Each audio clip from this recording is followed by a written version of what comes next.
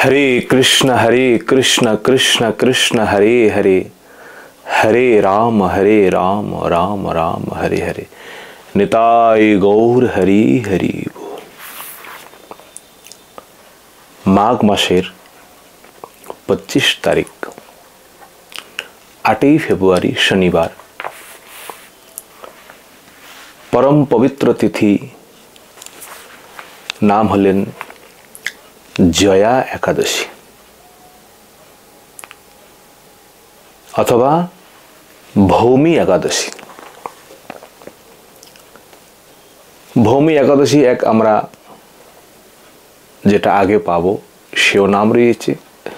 एकजনের नाम अनेक होते पारे, एर मध्य कोनो संशय नेই, किन्तु मूलत जया एकादशी अथवा भौमी एकादशी नामकरण करा হয়েছে। युधिष्ठिर महाराज তিনি ভগবান শ্রীকৃষ্ণকে প্রশ্ন করলেন, হে প্রভু, মাঘ মাসের এই যে শুক্লপক্ষীয় একাদশীর কি নাম, কি মহিমা, একাদশী তিথি পালন করলে আমাদের কি কি লাভ হতে পারে। ভগবান শ্রীকৃষ্ণ তিনি উত্তর প্রদান করলেন, মহারাজ যুধিষ্ঠির, তুমি মন দিয়ে শোনো।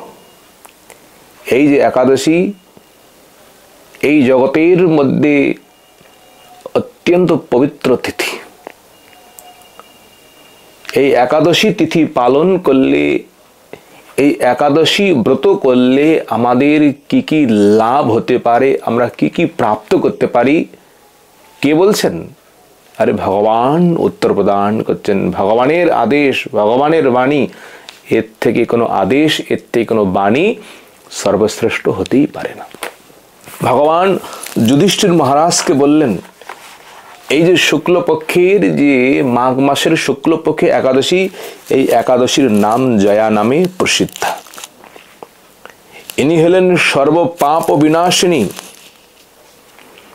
এই সংসারের মধ্যে যত ব্রত হতে পারে সমস্ত ব্রতের মধ্যে সর্বশ্রেষ্ঠা ইনি হলেন পরম পবিত্রা। এই ব্রতের মতন পবিত্র ব্রত সংসারের মধ্যে নেই। এই ব্রত যারা পালন করবেন, ব্রত ধারণ করবেন, সর্বকাম প্রদায়িনী, আপনাদের মনের মধ্যে যত কামনা হতে পারে, বাসনা হতে পারে, এই একাদশী মহাদেবী সমস্ত কামনা সবার পূরণ করে থাকেন। ইনি সব প্রদান করতে পারেন। শুধু কামনা বাসনা পূরণ করেন তাই নয়, তিনি হলেন, বলছেন, মোক্ষ প্রদায়িনী। ইনি আমাদের মুক্তি প্রদান করেন। মন দিয়ে শুনবেন। এই সংসারের মধ্যে দেবী দেবতার নিকটে গমন করব, যা কামনা করব তাই প্রদান করলো মনে করুন, কিন্তু এই সংসারের মধ্যে কোনো দেবী দেবতা আমাদের মুক্তি প্রদান করতে পারে না। একমাত্র মুক্তি ভক্তি একাদশী তিথি তিনি আমাদের প্রদান করে থাকেন। এই সংসারের মধ্যে যত অতিপাপ মহাপাপ রয়েছে, সমস্ত পাপ থেকে ইনি আমাদের রক্ষা করেন। পাপ থেকে আমাদের সব সময় ইনি আমাদের রক্ষা করেন। ইনি কি কি পাপ? ব্রহ্মহত্যা, গুরুহত্যা, পিতৃহত্যা, মাতৃহত্যা, স্ত্রী হত্যা, ভ্রূণ হত্যা, এই সমস্ত পাপ হইতে আমাদের রক্ষা করবেন। মনে করুন, নিকৃষ্ট কোনো একজন সারা জীবন পাপ কর্ম করে সে মৃত্যুবরণ করলো, তাকে ভূত প্রেত হতে হলো। বলছেন ভূত প্রেতেরও উদ্ধার করেন, ভূত প্রেতেকেও তিনি মুক্তি প্রদান করেন এই একাদশী তিথি। তাহলে মনে করুন, এই একাদশীর মধ্যে এমন কি শক্তি নেই? বলছেন ভূত প্রেত পিশাচত্ব হয়েছে, বলছেন একাদশীর ব্রতের প্রভাবে সেও তার কল্যাণ হয়েছে। এই একাদশী ব্রতের সম্বন্ধে ভগবান শ্রীকৃষ্ণ তিনি এক প্রসঙ্গ নিজেই তিনি বর্ণন করলেন। স্বর্গের রাজা দেবরাজ ইন্দ্র স্বর্গের মধ্যে ইনি অবস্থান করেন। এই স্বর্গের মধ্যে দেবী দেবতাগণ, সেখানে দেবীগণের মধ্যে দেবতাগণের মধ্যে অনেক ভাগ রয়েছে, অপ্সরাগণ রয়েছে, গন্ধর্বগণ রয়েছে। সেই স্বর্গের মধ্যে নন্দন কানন রয়েছে, কানন মানে বন। সেই বনের মধ্যে ভ্রমণ করেন দেবতাগণ, অমৃত পান করেন, এই অপ্সরাগণের সঙ্গে নৃত্য করেন, নৃত্য দর্শন করেন। কত আনন্দ সেখানে, কত আনন্দ। এই মানবের মধ্যে, মানব লোকের মধ্যে যে আনন্দ, তার থেকে কত কোটি কোটি অধিক আনন্দ সেই স্বর্গলোকের মধ্যে। দেবতাগণের শরীর হইতে কোনোদিন দুর্গন্ধ আসে না, দেবতাগণের শরীরের বস্ত্র কোনোদিন মলিনতা হয় না, তাদের শরীরের মধ্যে কোনোদিন বার্ধক্য আসে না। মানব হইতে তারা শ্রেষ্ঠ। দেবরাজ ইন্দ্র তিনি সেই স্বর্গের মধ্যে তিনি 50 কোটি অপ্সরাগণকে সঙ্গে নিয়ে একদিন বিশাল এক অনুষ্ঠানের তিনি আয়োজন করেছিলেন। এই অপ্সরাগণ সবাই নৃত্য করেছিলেন, গন্ধর্বগণ তারা বাদ্যযন্ত্র বা গান কীর্তন করেছিলেন। এই বিশাল সভার মধ্যে সেখানে অনুষ্ঠান হচ্ছিল। এই অপ্সরাগণের মধ্যে, এই গন্ধর্বগণের মধ্যে বিশেষ বিশেষ গন্ধর্ব নাম হলেন পুষ্পদন্ত, চিত্রসেন। এই চিত্রসেনের পত্নীর নাম হলো মালিনী দেবী, কন্যার নাম হলেন পুষ্পবন্তী, আর পুষ্পদত্তের পুত্রের নাম হলো মাল্যবান। এই পুষ্পবন্তী ইনি নৃত্য করেছিলেন অপ্সরা, মাল্যবান ইনি গান করেছিলেন অথবা বাদ্যযন্ত্র তিনি বাজিয়েছিলেন। এই পুষ্পবন্তী মাল্যবানের রূপে মোহিত হয়ে মাল্যবানকে মোহিত করার জন্য মাল্যবানের প্রতি আকৃষ্ট হয়ে বারবার তাকে দৃষ্টি প্রদান করেছিলেন, কটাক্ষ দৃষ্টি। মাল্যবান এই পুষ্পবন্তীর রূপে তিনিও মোহিত হয়ে উভয় একজনের প্রতি একজন আকৃষ্ট হয়। তাহলে বিশাল সভা, যে সভার মধ্যে সবাই নৃত্য করছেন, সবাই গান করছেন, সবাই বাদ্যযন্ত্র বাজন করছেন। আর বলুন তো, সেখানে যদি এরকম ব্যতিক্রম হয়ে যায়, নৃত্যের মধ্যে তাল থাকবে, গানের মধ্যে তাল থাকবে,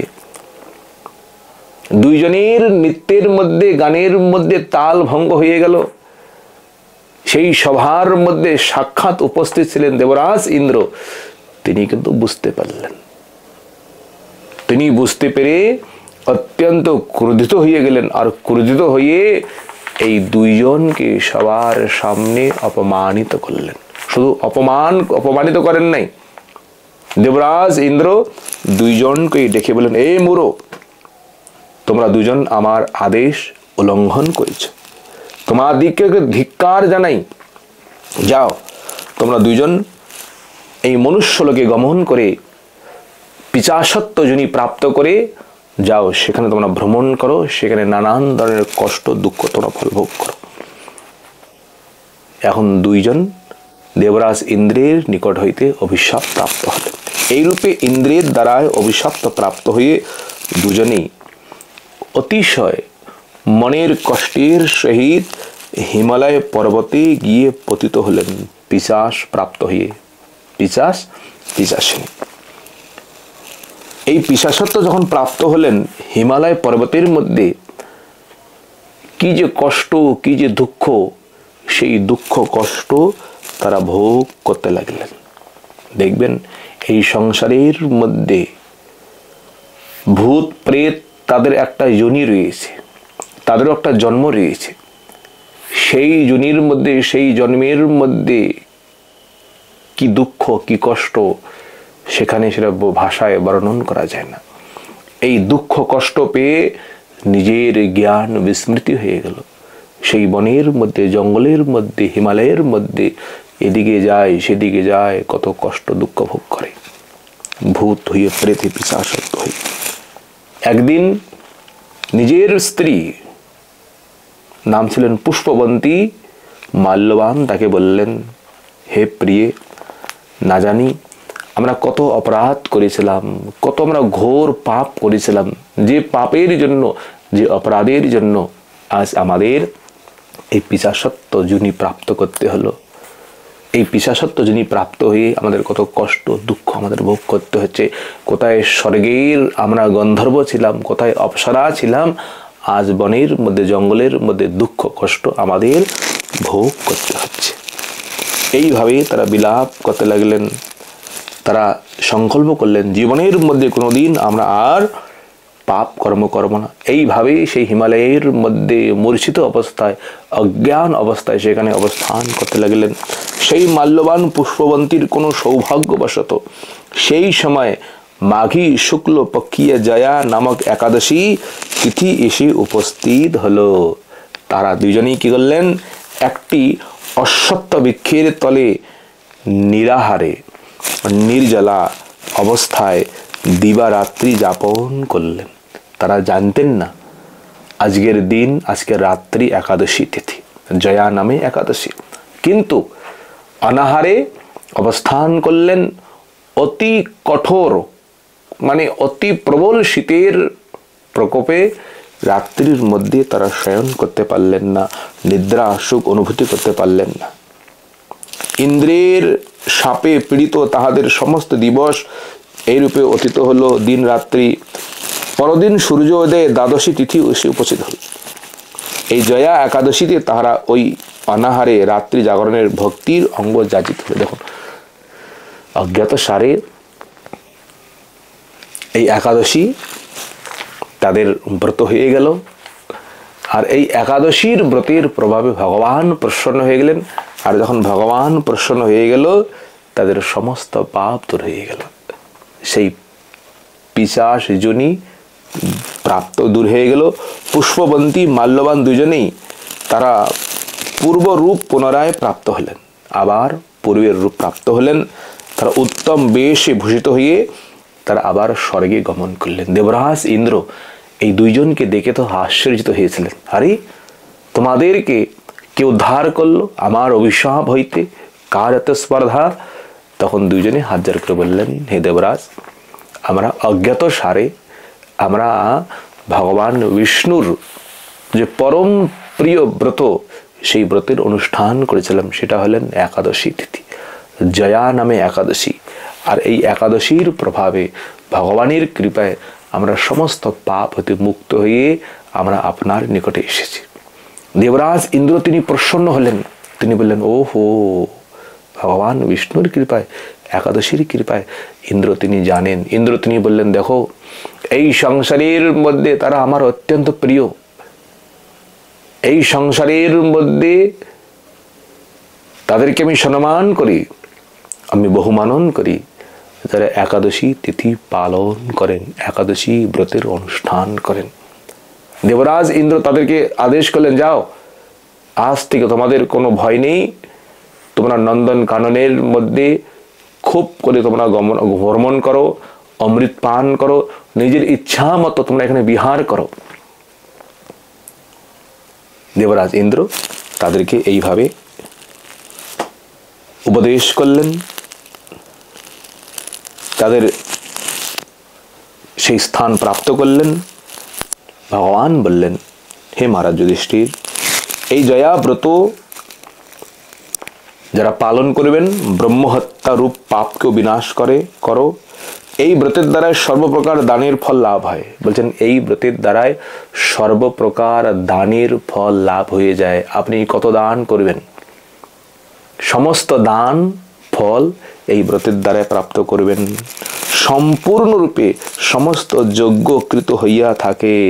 এই সংসারের মধ্যে যত যজ্ঞ রয়েছে, হবন রয়েছে, যত কিছু সমস্ত যজ্ঞের ফল এই একাদশী ব্রতের দ্বারায় প্রাপ্ত করতে পারেন। কল্প কোটিকাল আনন্দের সহিত বিষ্ণু মানে বৈকুণ্ঠ লোকে আপনি বাস করতে পারবেন। দেখুন, কত হাজার হাজার কোটি কোটি কল্প বৈকুণ্ঠ লোকে বাস করতে পারবেন। আর বিশেষ করে একাদশীর দিনে যারা এই একাদশী কথা, জয়া ব্রত কথা যারা পাঠ করবেন, যারা শ্রবণ করবেন, তাদের প্রত্যেকের অগ্নিষ্টম যজ্ঞের ফল লাভ হয়ে থাকবে। এটা তো আমাদের একাদশী। আর বিশেষ করে দ্বাদশীর দিনে বিশেষ আমাদের আর একটি তিথি, সেটা হলেন বারাহ ভগবানের আবির্ভাব তিথি। তাহলে বরাহ ভগবান তিনি বিষ্ণু তত্ত্ব, যেহেতু তার আবির্ভাব তিথি, সেটা আমাদের ব্রত পালন করতে হবে, ব্রত করতে হবে। তাহলে একাদশী ব্রত যদি আমরা ধারণ করি, একাদশীর ব্রত যদি পালন করি, তাহলে দ্বাদশীর দিন আবার কি করি, আমরা আবার ব্রত করতে পারবো। এই জন্য শাস্ত্রের মধ্যে কিছু নিয়ম রয়েছে। ভগবানের আবির্ভাব, এই আবির্ভাব পর্যন্ত ব্রত রেখে ভগবানের অভিষেক করে ভগবানের প্রসাদ প্রাপ্ত করলে এর দ্বারাও ভগবানের সেই আবির্ভাব তিথি পালন করা হয়ে যায়। এই জন্য প্রত্যেকটি মনে রাখবেন, দ্বাদশী দিনে বিশেষ করে ব্রত, একাদশীতে ব্রত করে দ্বাদশীর দিনে সবাইকে বরাহদেবের অর্চন করতে হবে। বরাহদেবের কিছু গুণগান শ্রবণ করবেন, বরাহদেবের গুণকথা কিছু কীর্তন করবেন। এর দ্বারায় দ্বাদশীতে আমাদের বরাহদেবের আবির্ভাব তিথি আমাদের পালন করা হয়ে যাবে। এই যে একাদশী আমরা তিথি আমরা ব্রত পালন করব, আর ব্রত ভঙ্গের সময় কোন সময়, এখন আমাদের বলছেন 26শে মাঘ 9 ফেব্রুয়ারি রবিবার। তাহলে সূর্য উদয় হওয়ার পর 10টা 1-এর মধ্যে একাদশী ব্রত পালন করতে হবে। কিন্তু মনে রাখবেন, দ্বাদশীর দিনে অবশ্যই বরাহদেবের অর্চন করবেন, বরাহদেবের গুণগান কীর্তন করবেন, বরাহদেবের কথা শ্রবণ করবেন। এর দ্বারা বরাহদেবের আবির্ভাব তিথি আমাদের পালন হয়ে যাবে। সবাই